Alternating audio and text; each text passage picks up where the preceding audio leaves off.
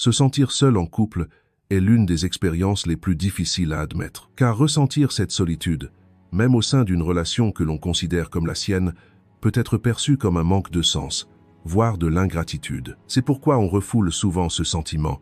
On ne le nomme pas, on le dissimule. Les journées sont remplies de conversations, les routines se suivent, on passe du temps ensemble, mais quelque chose d'autre se passe en nous.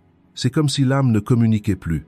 Selon Jung, c'est le signe d'un processus psychologique bien plus profond qu'un simple problème relationnel. L'écart entre la proximité apparente et la distance ressentie montre que le lien avec son monde intérieur commence à s'affaiblir. Si la solitude intérieure s'accentue malgré la persistance de la relation, le problème ne réside pas dans la présence de l'autre, mais dans la superficialité du contact. Avec le temps, chacun endosse un rôle dans la relation. Il devient la personne forte, compréhensive, adaptable, silencieuse ou celle qui gère tout. Ce rôle semble d'abord protéger la relation, mais à la longue, la personne s'enferme dans ce rôle. Ce masque, que Jung appelle persona, est nécessaire pour se conformer à la société et aux relations. Mais lorsque le masque remplace le vrai soi, l'âme se retire. C'est là que commence la solitude. La personne se met à entrer en relation non pas avec autrui, mais avec une image projetée hors d'elle-même. Il y a des conversations, mais les véritables sentiments restent en dehors de la conversation. Il y a un sentiment d'accord, mais aucune compréhension. Ce type de solitude n'est pas bruyant. Il est silencieux, lent et passe souvent inaperçu. À la fin de la journée, la personne se sent fatiguée, vide et accablée par un inexplicable sentiment de vide. Selon Jung, ce sentiment n'est pas pathologique, c'est plutôt un signal de l'âme, car on ne peut exister longtemps en se reniant soi-même. Lorsque le vrai soi ne peut entrer en contact avec autrui, la personne ressent une distance intérieure, même dans les moments les plus animés. Se sentir seul même en compagnie d'autrui ne signifie pas que l'amour est terminé, mais que le soi s'est éloigné. Par conséquent, cette expérience n'est pas une faiblesse honteuse, mais le signe avant-coureur d'un seuil à considérer. Lorsqu'une personne reconnaît ce seuil, elle est invitée à se tourner non pas vers la relation, mais d'abord vers son propre monde intérieur. Car, selon Jung, un véritable contact exige que chacun soit en contact avec sa propre essence avant d'être proche de l'autre. Cet état de distance intérieure ne se manifeste généralement pas par une rupture soudaine. Il s'installe progressivement. D'abord, une légère réticence apparaît, puis le désir de parler diminue, et enfin le partage cède la place au silence. La personne ne souhaite pas s'expliquer car elle a la conviction tacite que, même si elle le faisait, elle ne serait pas comprise. Selon Jung, à ce stade, la personne commence à se lasser non pas de la solitude, mais du manque de sens. Tant que la relation perdure, le sens intérieur se perd. Cette perte s'accentue à mesure que l'on tente de la compenser par des circonstances extérieures. Parler davantage, passer plus de temps ensemble ou s'efforcer de sauver la relation ne font qu'amplifier le sentiment de vide, à moins de rétablir la connexion intérieure. La personne qui vit cette situation s'en blâme souvent. Elle pense que le problème vient d'elle. Elle croit qu'elle devrait être plus compréhensive, moins sensible ou plus docile. Selon Jung, cette attitude signifie que l'ego refoule ses propres besoins. Chaque besoin refoulé est enfoui dans l'inconscient où il alimente le sentiment de solitude. À un certain stade, la personne ne peut plus expliquer son mal-être, car le problème ne réside pas dans un événement isolé, mais dans la perte d'une connexion intérieure longtemps négligée. Se sentir seul, même en présence d'autrui, est souvent la manifestation de la distance qu'une personne instaure entre elle et la relation. Lorsqu'une personne s'aliène d'elle-même, il lui est impossible de maintenir une relation étroite avec autrui. Jung décrit cela comme un retrait du moi. L'âme se tait lorsqu'elle est mise à l'épreuve. Ce silence n'est pas une punition, mais un avertissement. Lorsque la personne ignore cet avertissement, la solitude se manifeste sous des formes plus intenses. Disputes stériles, agitation intérieure, sentiment constant d'incomplétude et fatigue inexplicable sont des conséquences naturelles de ce processus. Ainsi, cet état de solitude porte un message à comprendre plutôt qu'un problème à résoudre. Selon Jung, il ne s'agit pas de faire taire ce message, mais de l'écouter. Si la distance perçue s'accroît tandis que la proximité apparente persiste, cette situation invite à une introspection plus profonde. Il est temps de questionner non pas la forme de la relation, mais la place que l'on occupe dans la relation. Car la véritable intimité ne naît pas de la simple présence de deux personnes côte à côte, mais du contact de chacune avec son propre monde intérieur. La persona est l'une des structures les plus puissantes qu'une personne construit inconsciemment dans ses relations. Selon Jung, la persona est le visage qu'un individu présente au monde extérieur, une forme d'adaptation développée pour obtenir l'acceptation, l'amour et éviter le rejet. Dans les relations, ce masque est souvent formé avec de bonnes intentions. On veut éviter de perdre la personne aimée, éviter les conflits et ne pas causer de problèmes. Avec le temps, on adopte un rôle plus compréhensif, plus affirmé et moins exigeant. Au départ, cette attitude semble maintenir la relation à flot. L'équilibre est préservé, les disputes diminuent et une paix superficielle règne. Cependant, cette paix finit par avoir un coût élevé sur le plan intérieur, car à mesure que la persona se renforce, le vrai moi se retire. La personne commence à se connecter non pas à ce qu'elle est, mais à ce qu'elle croit devoir être. Les conversations se poursuivent, mais la sincérité diminue. Il y a de la proximité, mais pas de profondeur. Le danger que Jung met en garde réside précisément là. La persona n'est pas une solution à long terme, c'est un pont temporaire. Lorsqu'on essaye de vivre sur ce pont, l'âme s'isole. Dans une relation, la personne se retrouve constamment en train de s'adapter, de peser le pour et le contre, de se contrôler. Elle réfléchit à ce qu'elle va dire, filtre ses sentiments et décide quelle facette d'elle-même montrer. Cet état constant de contrôle intérieur finit par engendrer un épuisement émotionnel. Même au sein d'une relation, la personne n'arrive plus à se détendre ni à lâcher prise. Son lien avec son monde intérieur s'affaiblit. C'est alors que la solitude s'installe, mais il ne s'agit pas d'être seul. Il s'agit d'une déconnexion avec son être profond. Selon Jung, plus le masque est rigide, plus la solitude intérieure est profonde. Car le masque empêche le contact. L'autre personne vous voit, mais vous ne vous sentez pas présent. Vous semblez être compris, mais vous n'êtes pas entendu. Cela passe souvent inaperçu, car ce masque est généralement apprécié. La personne reçoit des retours positifs de son entourage. Elle est perçue comme forte, mature et compréhensive. Mais une autre réalité se déploie en elle. La personne cesse d'être témoin de ses propres émotions. Elle devient incapable de ressentir clairement ce qu'elle désire, ce qui la blesse ou ce à quoi elle aspire. Jung décrit ce processus comme l'occultation du soi. Tandis que le personnage est sur scène, le véritable soi se retire en coulisses. À terme, cette séparation érode également la relation, car celle-ci devient un contact entre deux masques. Une véritable intimité ne peut s'établir. La personne se sent seule même en présence de l'autre, sans pouvoir l'expliquer. Cette solitude n'est pas un manque, mais une conséquence. Lorsque l'âme devient invisible, elle se retire silencieusement. Selon Jung, la solution ne consiste pas à éliminer complètement le masque. Le personnage est nécessaire, mais il faut en connaître les limites. Lorsque le masque remplace le soi, même si la relation survit, la personne est intérieurement épuisée. Ainsi, bien que le personnage semble être une structure protectrice de la relation, sans contrôle, il devient une prison qui laisse l'âme seule. Lorsque ce masque est porté longtemps, la personne commence à s'aliéner jusqu'à ses propres sentiments. Comprendre ce qu'elle ressent devient difficile, car les sentiments sont refoulés avant même d'émerger. Selon Jung, ce refoulement n'est pas un choix conscient. Il s'agit souvent d'une stratégie de survie. Pour maintenir la relation, la personne refoule sa réalité intérieure. Mais ce report s'accumule et finit par ressurgir. Chaque émotion inexprimée crée une tension intérieure, et cette tension accentue le sentiment de solitude au fil du temps. À mesure que le masque se renforce, la personne vit dans une angoisse permanente au sein de la relation. Elle craint d'être incomprise, rejetée, ou que l'équilibre soit rompu. Cette peur la pousse à adopter des comportements contrôlés, remplaçant ainsi les réactions naturelles. Cette situation, comme l'a décrit Jung, entraîne la perte de la spontanéité. Lorsqu'une personne ne peut plus être elle-même, tout contact devient impossible. L'effort de proximité se transforme en une tâche intérieure, et la relation se métamorphose d'un espace de partage en une scène de théâtre. Au bout d'un certain temps, la fatigue de cette performance se manifeste par des symptômes physiques et mentaux. Un épuisement inexplicable, un manque de motivation, un repli sur soi et un désir constant de fuite apparaissent. La personne aspire à la solitude, mais même seule, elle ne trouve pas la paix. Car le problème ne vient pas des autres, mais de l'affaiblissement du lien qu'elle entretient avec elle-même. Selon Jung, à ce stade, la solitude n'est pas un manque, mais un moyen pour le moi d'attirer l'attention. Par conséquent, cet état de solitude vécu à travers le personnage n'est pas un problème à réprimer, mais un processus à comprendre. Jung affirme qu'une personne ne peut établir une véritable intimité que lorsqu'elle prend conscience de son masque. Lorsque le masque tombe, la relation ne s'améliore pas forcément immédiatement.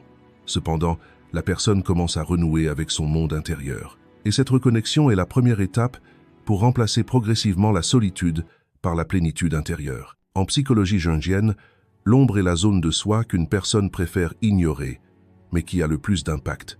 Les non-dits, les émotions refoulées, la colère, le ressentiment et les besoins inexprimés s'y accumulent. C'est souvent la source fondamentale du vide intérieur ressenti dans les relations.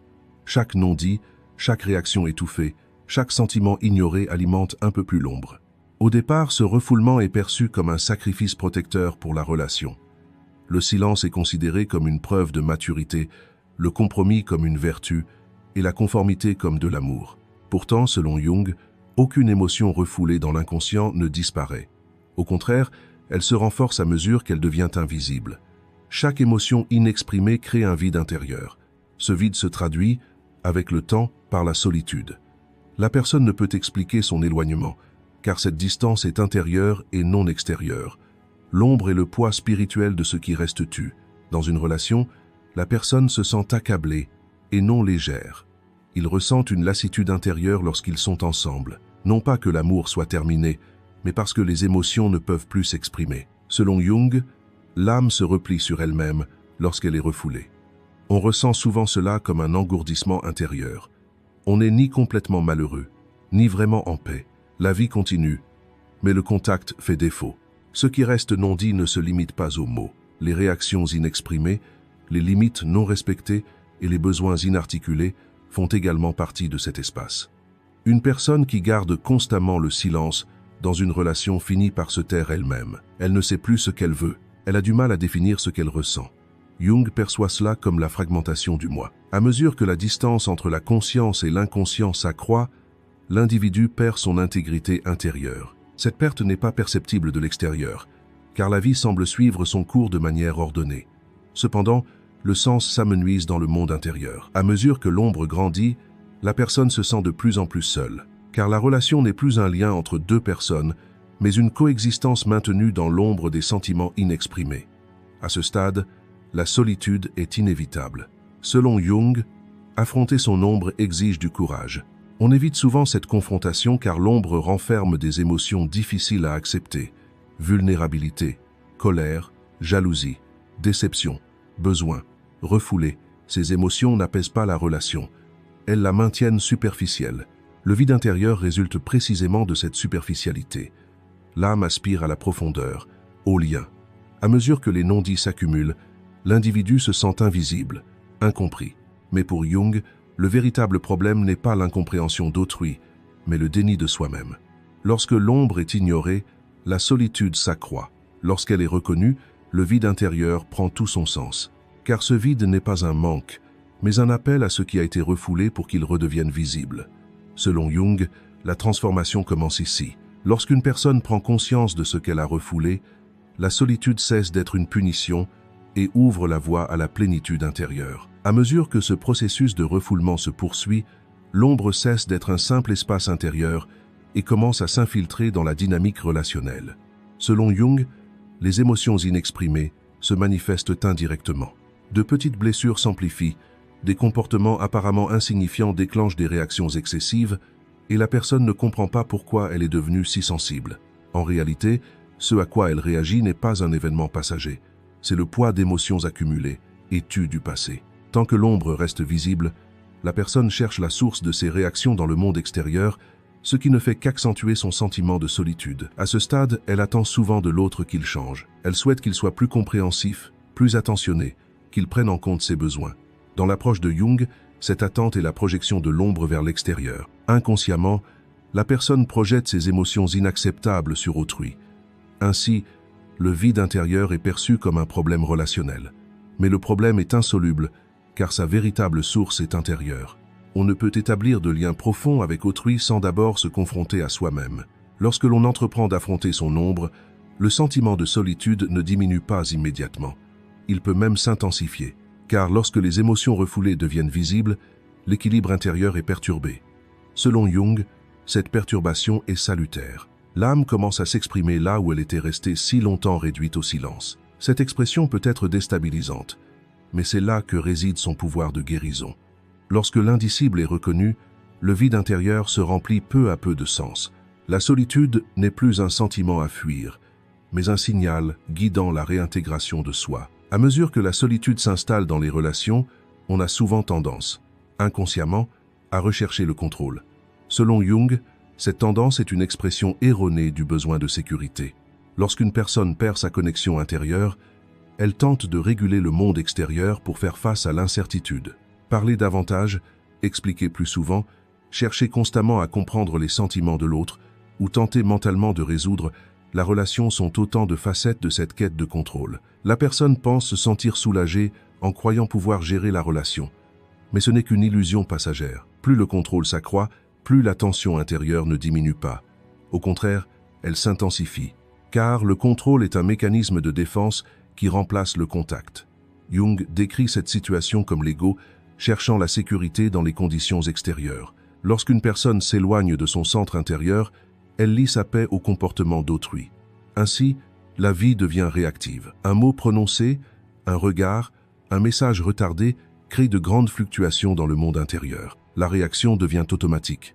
Les réponses impulsives, les accès de colère et l'agitation intérieure se transforment en réflexes qui semblent gérer la relation, mais qui, en réalité, contrôlent la personne. Selon Jung, vivre de manière réactive, c'est laisser l'inconscient prendre le contrôle. Alors qu'une personne croit faire des choix, elle est en fait guidée par ses expériences passées, ses peurs refoulées et ses besoins inavoués. Dans ce cas, la relation cesse d'être un lien et devient une zone de tension. La personne n'écoute plus l'autre, ne se connecte plus à lui. Elle tente seulement de réguler sa propre tension intérieure. Plus l'effort de contrôle augmente, plus le sentiment de solitude s'accroît, car la véritable intimité ne peut exister là où l'on est contrôlé. Jung affirme que la véritable connexion n'est possible que si l'on demeure dans son centre intérieur. Lorsque ce centre est perdu, la personne devient constamment sur le qui-vive.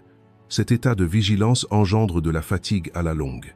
Même au sein d'une relation, l'âme ne trouve pas le repos. La personne oublie de lâcher prise. Le besoin de contrôle ne se limite pas à la surveillance du comportement de l'autre.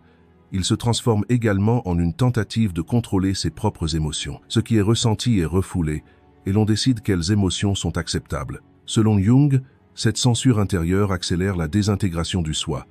La personne se détache d'elle-même. C'est la conséquence la plus marquante d'une vie réactive. Elle n'est plus dans le moment présent. Elle pense constamment à la prochaine étape, à un problème potentiel, à une menace potentielle. Cette intensité mentale ne comble pas le vide intérieur. Au contraire, elle le rend plus visible. La solitude s'approfondit précisément à ce moment-là, car la personne n'est en contact ni avec l'autre ni avec elle-même. Du point de vue de Jung, la solution n'est pas de renoncer complètement au contrôle, mais de reconnaître l'origine du besoin de contrôle. Ce que l'on souhaite contrôler, ce n'est pas le monde extérieur, mais l'incertitude intérieure. Tant que cette prise de conscience n'est pas atteinte, la personne continue de réagir. En réagissant, elle s'éloigne de son centre. Plus elle s'éloigne de son centre, plus sa solitude grandit. Si ce cycle n'est pas rompu, même si la relation perdure, la vie intérieure se rétrécit. Selon Jung, la liberté ne réside pas dans la maîtrise des conditions extérieures, mais dans la conscience de ses réactions intérieures. Lorsque l'observation remplace la réaction, l'illusion de contrôle se dissipe. La personne retrouve son espace intérieur. Ce retour est le premier pas vers la source même de la solitude. Si cet état de contrôle se prolonge, la personne perd sa capacité de spontanéité dans la relation. Tout est planifié, mesuré, pesé. Ce qu'il faut dire, comment se comporter, quelle réaction est sans risque, tout est déterminé à l'avance. Selon Jung, c'est l'emprisonnement de l'énergie vitale dans le domaine mental. La personne devient incapable de vivre l'instant présent. La relation cesse d'être une interaction fluide et se transforme en un processus constamment à gérer. Si cette tentative de contrôle peut paraître forte de l'extérieur, elle dissimule une profonde insécurité intérieure. Une autre conséquence d'une vie réactive est le flou des limites personnelles. Une personne qui veut contrôler ne sait souvent pas où s'arrêter. Elle donne trop, tolère trop, puis se retire brusquement. Cette fluctuation épuise l'individu et la relation. Jung associe cette incohérence à la perte de son centre intérieur. Lorsque ce centre est perdu, les limites deviennent floues. Ces limites floues engendrent de l'anxiété, non de la confiance. À mesure que l'anxiété augmente, le besoin de contrôle s'intensifie. Dans ce cycle, la solitude devient inévitable car l'individu tente constamment de réguler la relation au lieu de la vivre pleinement. Selon Jung, La véritable intimité n'est possible que lorsque la confiance intérieure est rétablie. Celle-ci se développe non pas en contrôlant les réactions extérieures, mais en acceptant l'incertitude. Lorsque les réactions s'apaisent, que l'observation s'installe et que l'individu peut se recentrer sur son monde intérieur, l'illusion de contrôle commence à se dissiper. C'est à ce moment que la solitude perd progressivement son sens. Selon Jung, la véritable solution à la solitude dans les relations ne réside pas dans le changement de l'autre, mais dans le retour au centre de soi. Ce processus de transformation est appelé individuation. L'individuation consiste à se reconnecter à soi-même, à reconnaître ses aspects refoulés et à créer une plénitude dans son monde intérieur. La perte de contact dans une relation est d'abord une perte intérieure. Par conséquent, la solution n'est pas de s'acharner à sauver la relation, mais de permettre à chacun de se réapproprier son espace intérieur. Sans contact intérieur, le contact extérieur ne peut être durable. Pour Jung, l'individuation n'est pas un repli sur soi égoïste, mais au contraire, une condition essentielle à une véritable intimité. Celui qui ne se connaît pas lui-même ne peut aborder les autres que de manière incomplète. Celui qui ne se connecte pas à ses propres émotions ne peut véritablement ressentir celles d'autrui. Ainsi, le processus d'individuation ne vise pas à rompre la relation, mais à s'y engager avec plus d'authenticité. Il s'agit d'abord d'apprendre à reconnaître ses émotions, puis d'en assumer la responsabilité. À ce stade, le contact intérieur s'amorce. Le contact intérieur consiste à reconnaître ses émotions sans les refouler, les juger ni tenter de les contrôler. Selon Jung, cette prise de conscience est une revitalisation de soi. Lorsqu'une personne commence à exister au sein de son propre monde intérieur, le sentiment de solitude se dissipe progressivement, car la solitude résulte d'un manque de contact. Dans le processus d'individuation, la personne cesse de se focaliser sur le comportement d'autrui. Les questions « qu'a-t-on dit ? Qu'a-t-on fait ? Qu'attendons de moi ?» sont remplacées par « que ressens-je en ce moment ?» Cette question paraît simple, mais elle est transformatrice. Lorsqu'une personne commence à se la poser, le rythme de vie réactif ralentit. Le besoin de contrôle diminue, car le centre n'est plus à l'extérieur, mais à l'intérieur. À mesure que le contact intérieur se développe, les limites deviennent plus claires. La personne voit plus clairement sa position, ce qu'elle peut tolérer et ce qu'elle ne peut pas. Cette clarté ne vise pas à créer une distance dans la relation, elle vise à l'éclairer. Selon Jung, la clarté n'est pas l'ennemi de l'amour, mais son vecteur.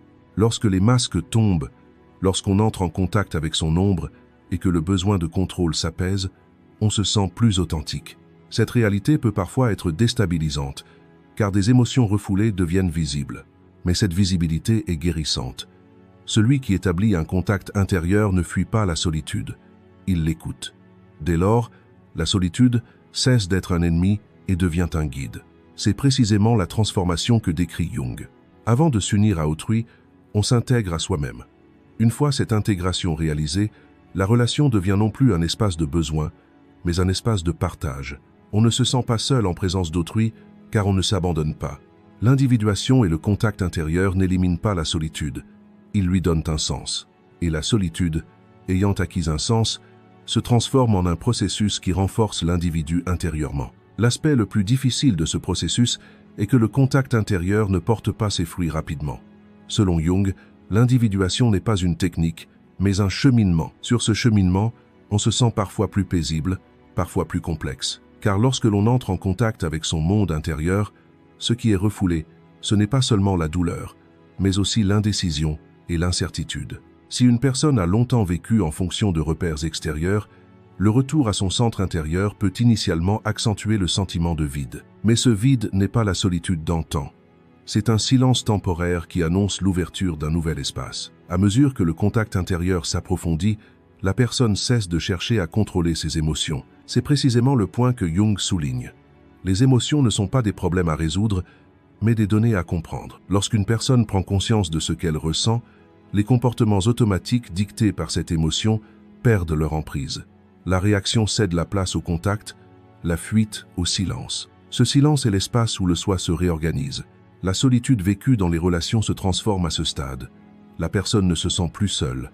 Elle réalise qu'elle peut être seule. À mesure que l'individuation progresse, les relations commencent elles aussi à se transformer. Selon Jung, cette transformation est souvent silencieuse. Elle ne requiert ni grande déclaration, ni décision dramatique, ni rupture brutale. À mesure qu'une personne acquiert une meilleure clarté intérieure, son comportement se simplifie. Le besoin d'explications excessives diminue, les mécanismes de défense s'assouplissent et les attentes deviennent réalistes. Pour la plupart des gens, la solitude est un sentiment à éviter. Lorsqu'elle survient au sein d'une relation, elle est perçue comme encore plus menaçante, car on a tendance à l'interpréter comme un échec, une carence ou un mauvais choix. Du point de vue de Jung, cependant, la solitude n'est pas une erreur qui frappe une personne. Au contraire, c'est un appel puissant de l'âme à la conscience. Lorsque cet appel est réprimé, la solitude s'intensifie. Lorsqu'on l'écoute, elle acquiert une signification transformatrice. La solitude ressentie en société n'exprime pas l'absence d'amour, mais plutôt le besoin de l'être d'une connexion plus profonde. Selon Jung, l'âme ne se contente pas de vivre en surface. Lorsqu'une personne tente trop longtemps de se définir par le masque, le refoulement et le contrôle, l'âme se retire et recherche silencieusement l'attention. La solitude est précisément cet appel silencieux à l'attention. Par conséquent, ce sentiment n'est pas un problème à résoudre, mais un signe révélateur. Lorsqu'une personne reconnaît ce signe, elle est invitée à se tourner non pas vers la relation, mais d'abord vers son propre monde intérieur. Car selon la psychologie de Jung, la transformation commence à l'intérieur et non à l'extérieur. La solitude surgit pour nous rapprocher de nous-mêmes, car nul ne s'abandonne. À ce stade, la solitude ne disparaît pas, elle change de sens. Désormais, la personne est capable d'être seule, introspective, et d'aborder les relations à partir de cette perspective. C'est la transformation que Jung a mise en lumière. La solitude n'est ni une punition, ni un avertissement. La solitude est une invitation profonde à se reconnecter à soi-même. Ceux qui acceptent cette invitation ne se sentent pas seuls, même en compagnie d'autres personnes, car ils ont rétabli leur lien le plus fondamental, leur lien avec eux-mêmes. Accepter cette invitation demande du courage, car être seul est l'un des rares moments où l'on ne peut échapper à soi-même.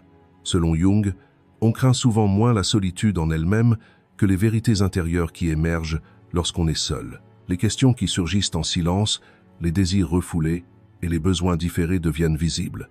Cette visibilité est déstabilisante, mais c'est précisément là que réside son pouvoir transformateur. La solitude n'est pas là pour blesser, mais pour inviter à une honnêteté intérieure. À ce stade, on cesse de percevoir la solitude ressentie dans les relations comme un échec personnel. Dans une relation où l'on ne s'est pas perdu, on devient plus ouvert, plus calme et plus authentique. L'intimité ne repose plus sur l'anxiété, mais sur l'équilibre intérieur. Ainsi, le but de ce cheminement n'est pas la solitude, mais bien l'apaisement de soi-même. C'est précisément le sommet que Jung a mis en lumière. On ne perçoit plus la solitude comme un vide à combler, mais comme un guide intérieur. Et lorsque cette reconnaissance survient, la solitude ressentie en groupe disparaît, car on a rétabli le lien le plus fondamental, le lien avec soi-même. Ceci conclut notre vidéo. Pour plus de contenu, abonnez-vous à notre chaîne. Si vous souhaitez nous soutenir financièrement, vous pouvez devenir membre en cliquant sur le bouton « Rejoindre ». Merci.